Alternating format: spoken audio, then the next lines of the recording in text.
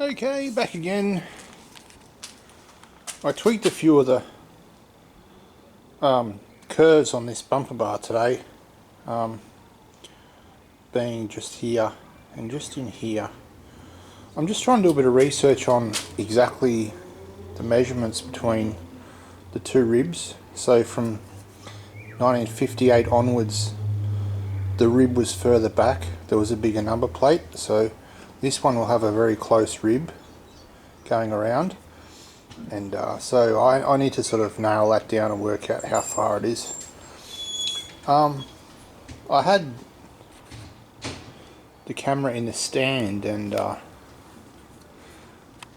wheeled back on this chair and actually knocked it off, hit the ground, and lost all the data that I was filming. But anyway, I just wanted to say thank you very much to another YouTuber who took time out of their day to do a little film or little video edit just of some measurements that I'd asked about. So thank you very much to Marcy Junebug. She came through with some really good stuff for me. So I was a little bit worried about how that hinge sat up there, but now I've got all that information, so that's great.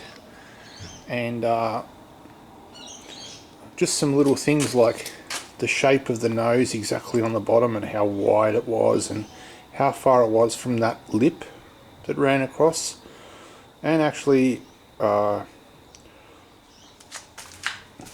over here, the distance from the bottom of the bucket to the lip itself, and then from that center axis out to the rolled edge or the flange. So I've got all those things now, which is great, and I wasn't too far off. I thought I was going to be 4 centimeters under that, and I'm pretty much on the money there. That measurement from the bucket out is exact, so there was not even half a centimeter difference, so that's exactly right. And then I went over to here and I've made myself up a little template. It's only just so I could get an eyeball on it, and it looks great. So what I did then is I made myself a fake lip, and I curled that all the way around, and that's got 1001 tacks in it. That's good enough for me, and that's a nice level line now. It's the same distance from the ground all the way across, so everything's going to be measured from this point now on the nose, and that way everything will be nice and square. So thank you once again. There's a great little community out there of people that help each other out, and I just happen to be the recipient of some nice information. So I've got all of this set up now, and I'm just waiting on some sheet metal, but as I said, I've got this lip and I'll be able to roll this. I wasn't going to, but I'm going to now, is fill this section and then roll it over the end, and that'll be a perfect mirror of how they actually looked at the start. So that's great. And the bumper bar, I'm still not sure exactly. I know it's too wide. You should be about 4 centimeters shallower, so I may end up trimming that in. I've got a little trick I'm going to do to get that little press in there. It's too thick for me to wheel out or punch out with a hammer and then wheel it out. It's 2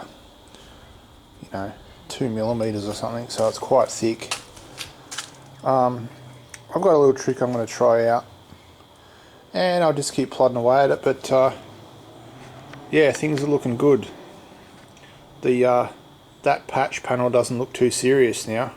You basically just got a straight piece up to there, and then I'll just make one piece in the center, I'd say, and then just bring it around, and no big deal.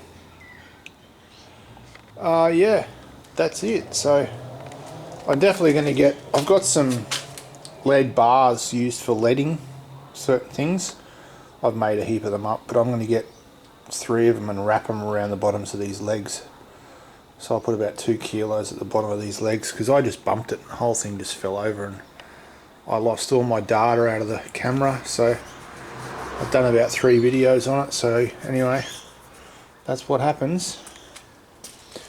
Yeah, I'll see you next time. Don't forget to subscribe and share and all of that jazz, and have a great weekend.